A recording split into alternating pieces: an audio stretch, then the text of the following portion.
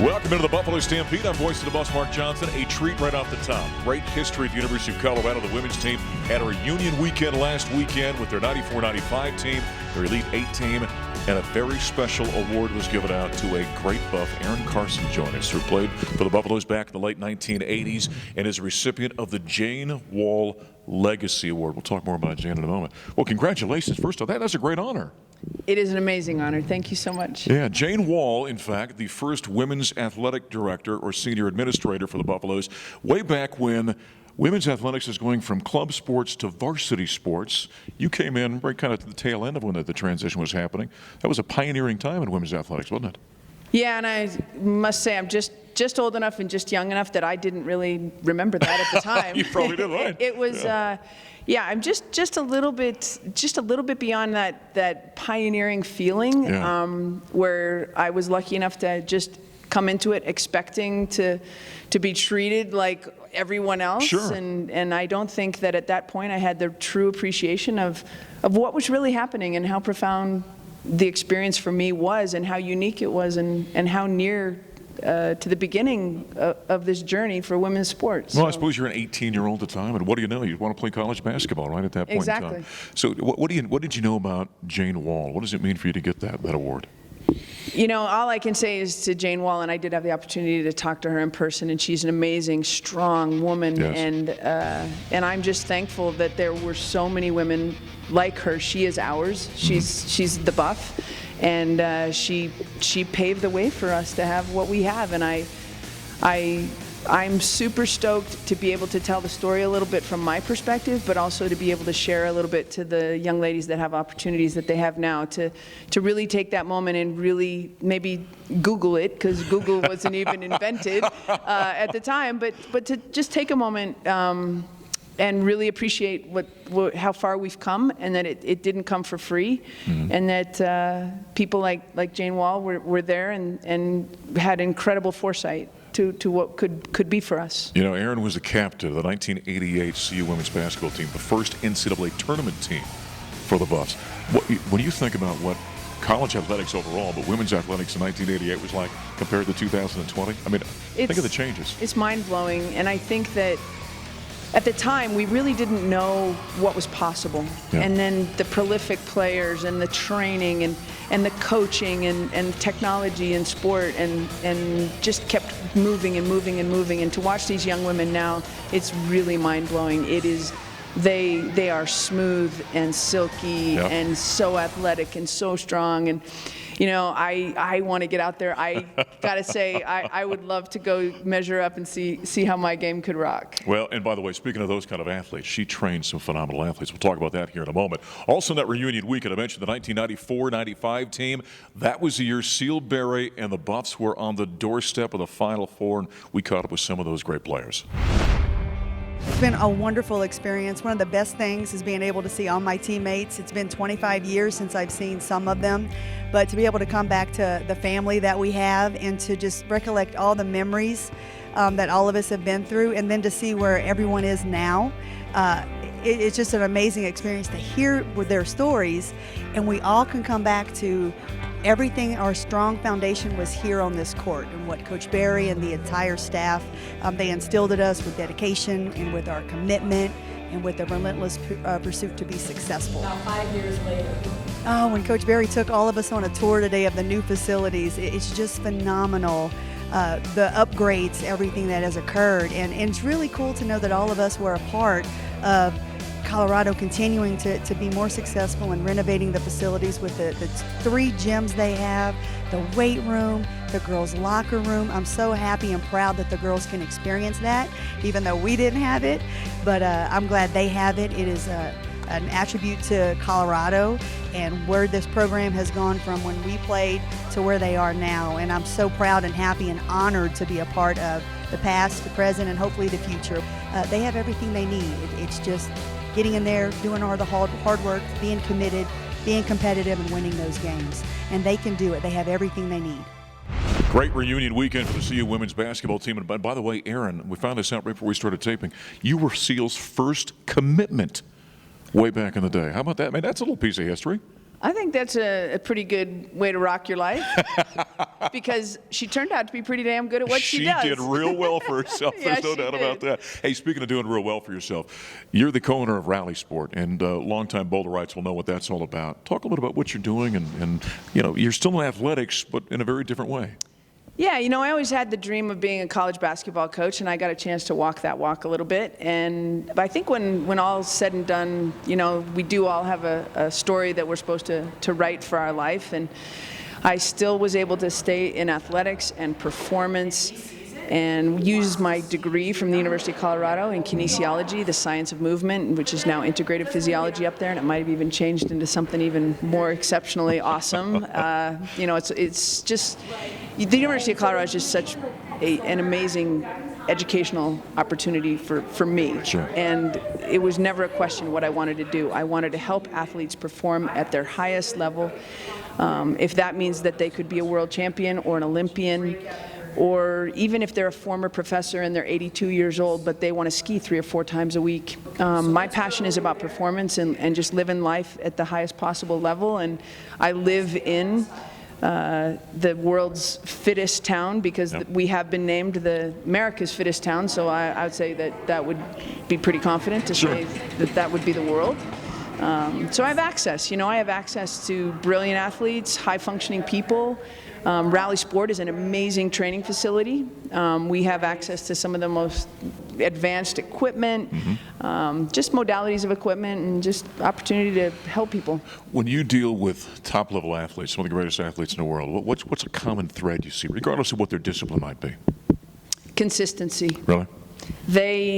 They find value in the littlest things. So where somebody else might need a bunch of hardcore exercise and they might need to be just sweating like crazy, we do things a little bit differently. I do things a little bit differently. Sometimes it's just about really loading into your big toe and finding connection to the ground. But we really want the body to function at a high level, and there's a lot of little things that, it's not the big things that make the difference anymore. We've come a long way in how we train our athletes. Well, we could sit here and talk. I tell you, we can go on for an hour if we wanted to, but we don't have the time for that. Congratulations on the Jane Wall Award. Thank you. It is mind-blowing.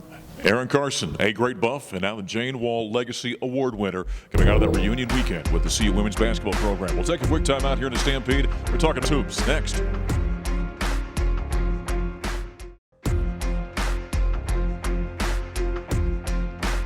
Well, some great images there back in the Stampede. Buffalo's knocking off Cal for the second time this season in women's basketball. Voice of the Buffs, Mark Johnson, J.R. Payne joining us. It really was a big weekend for Colorado women's basketball. But let's glance back to the victory over the Bears. Nice performance by your team. It was a great win for us. Yeah, we were really excited. We had 4 players in double figures, and I think we ended up out-rebounding them by 10 or so, and we played really well. This has been a season. You've had some great moments this season. Yes. We've had some tough moments. We'll talk about that in just a moment.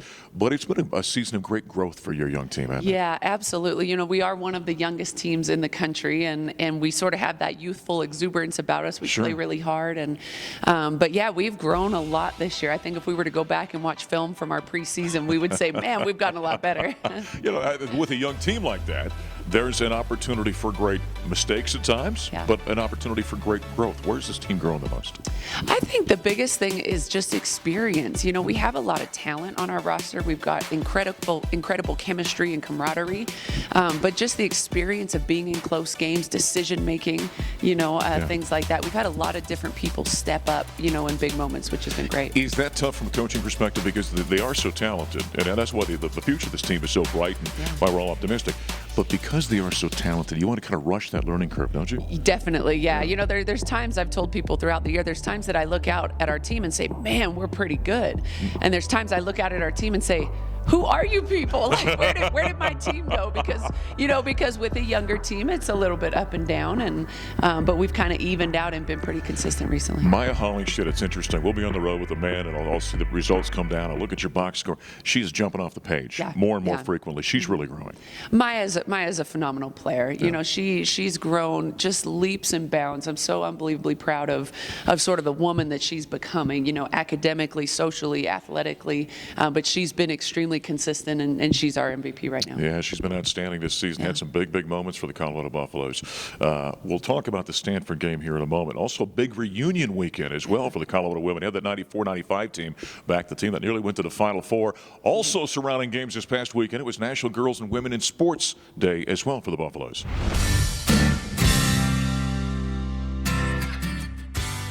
Today we have National Women in Sports Day. Behind me have all of the soccer station, and around the stadium we have all different sports that we have here at CU, and kids are just coming around and playing with all of us. It feels awesome. It's crazy to think that we were this small at one point in time, and I would think that it's super overwhelming coming and seeing a whole volleyball team, but these kids are coming in and we're being welcoming, and they're just opening up to everything and being so enthusiastic. Just looking up to anyone that's older and playing a collegiate sport is amazing. Working with them and showing them that you can do anything that you want to do in life. The big thing that I like is the community aspect of being a Division I athlete and getting to know the little kids who love and come support us every day. It's really important that they actually get to know us and know that we were once this young. It's a great time just to get everyone together in the community, and it's right before our women's basketball game. Go Buffs! So some great activities for a lot of young ladies around the CU women's basketball games this past weekend. Also the reunion. I mentioned just before we saw that package.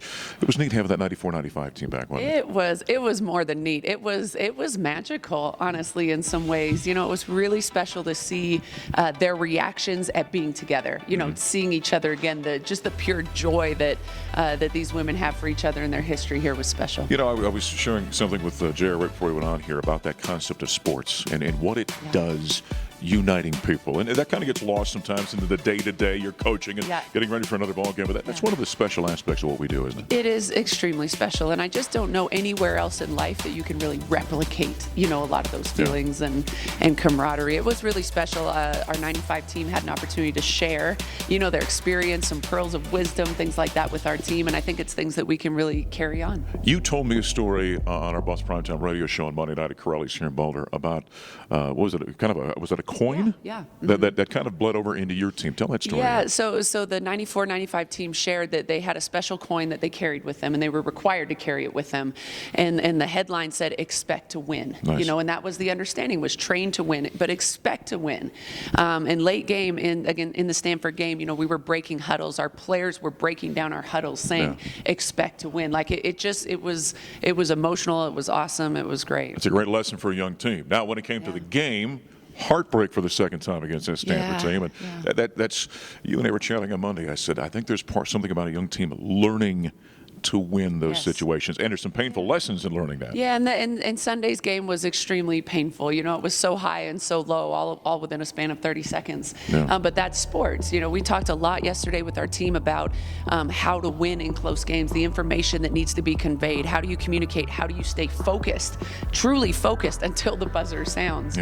Things like that. So I think we grew a lot. We learned a lot from that. And now you got 2 more home games. Boy, it went quickly, didn't it? Only 2 more home games. Yeah. Arizona State on Friday and Arizona on Sunday. Give us a couple of thoughts about those games. Both really good teams. They're both top 15, top 20 teams in the country. Really good, strong, athletic, physical, you know, all of those things. The fun thing about this weekend will be the opportunity to celebrate our lone senior. You know, Quinessa has just been unbelievable during her career at Colorado, and Sunday will be a fun celebration of her. All right. Good luck this weekend. All right. Thanks. All right. J.R. Payne, she and the women have got Arizona State on Friday night and Arizona on Sunday. We'll take a quick time out here on the Stampede. We'll talk some men's hoops when we return.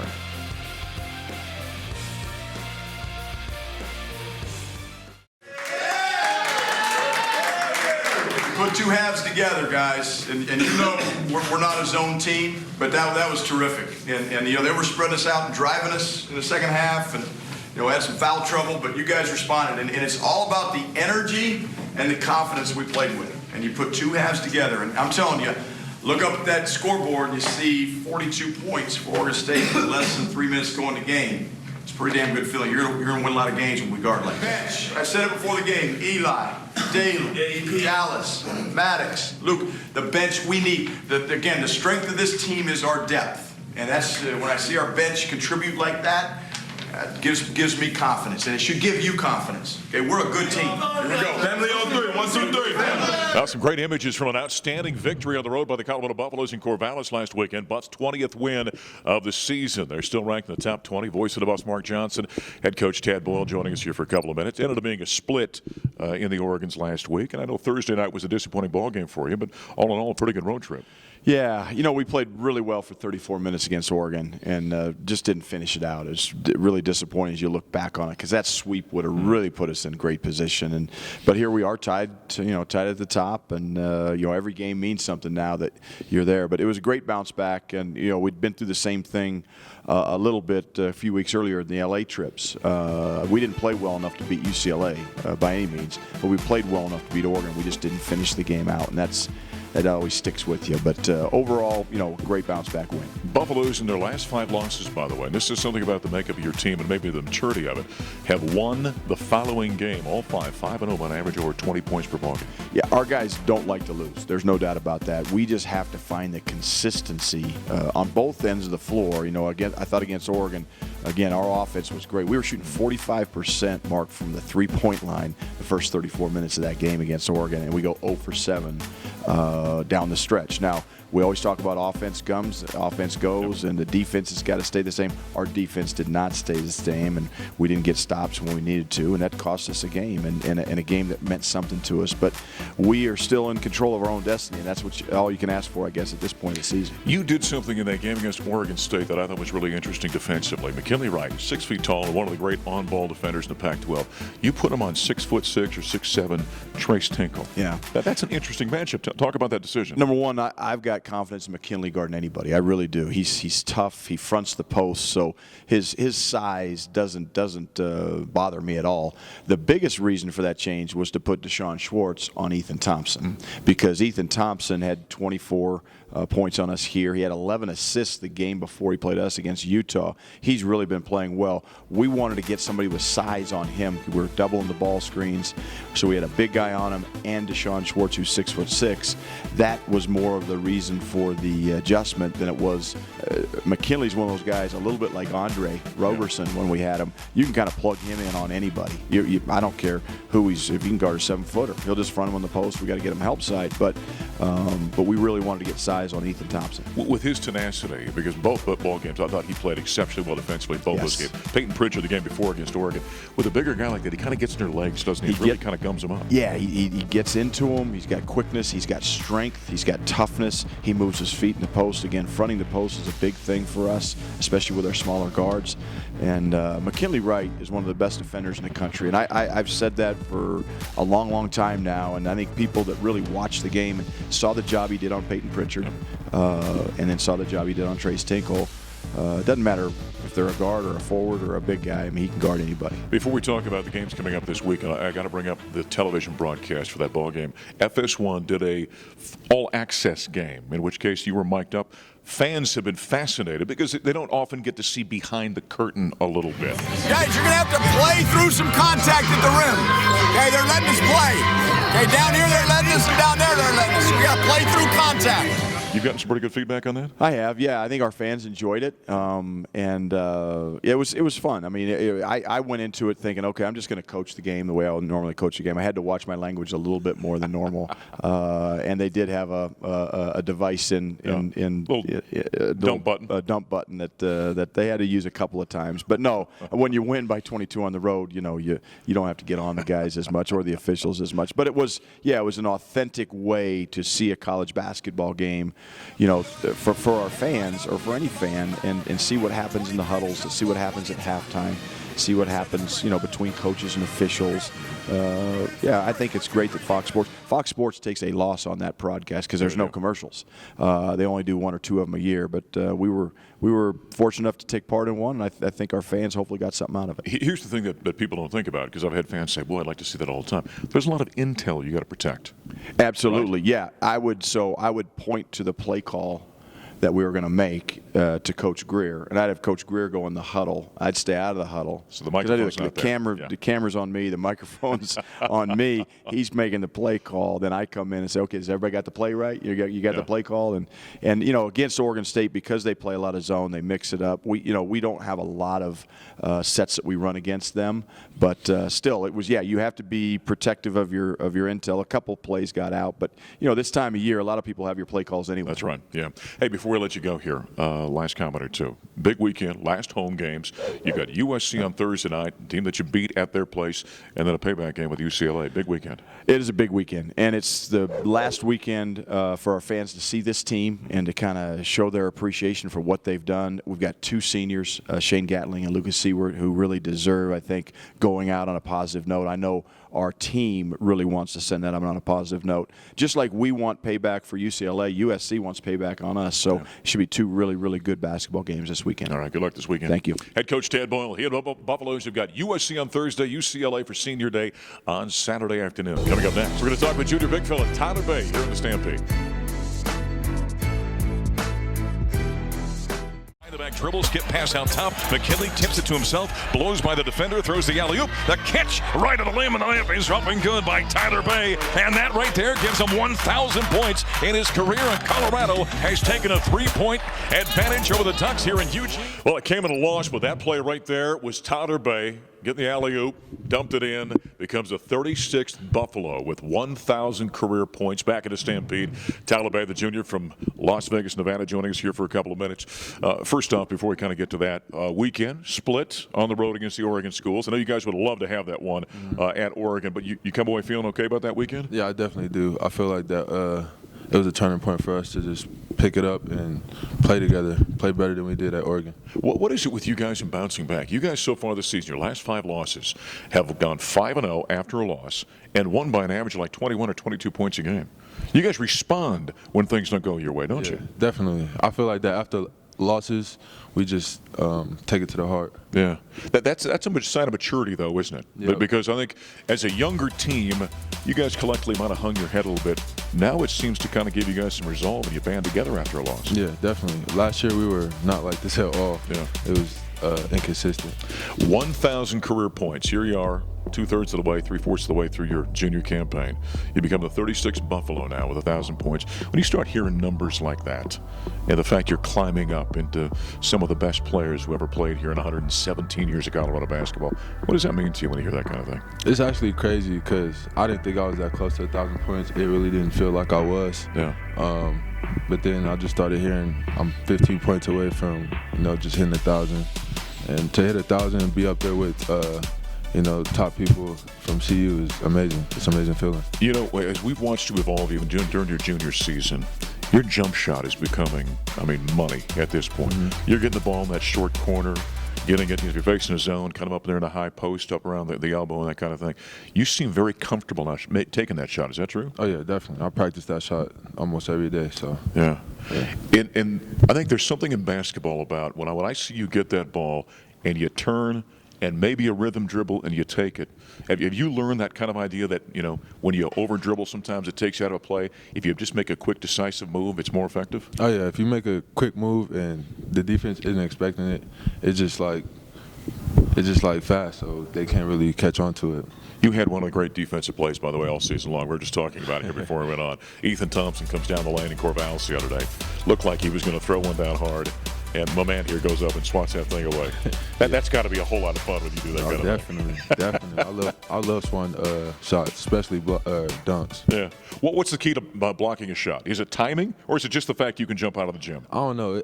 I guess it's both. Sure. For me, it's just slow motion to me. Like, I'll see the ball going up and just go for that orange ball. That's it. When you think about young players, they want to shoot. That's what everyone thinks about, scoring. You become a great defender. Do you enjoy playing defense now? I love it. Yeah? I love it. My goal this year is to win Defense Player of the Year. So that's why I have hang my hat on this year, just to step up for my team and do things I haven't done in the past. They always say rebounding's a will and a want to. You have to want to do it. Is the same with defense? Certainly there's physical skill, but there's a determination and a work ethic you got to have to be a good defender. Oh, yeah, definitely. You have to actually want the ball and, just go up there and get it. I think your boy Ken is giving you a run for your money in that regard. Both of you guys are two of the top defenders in this league.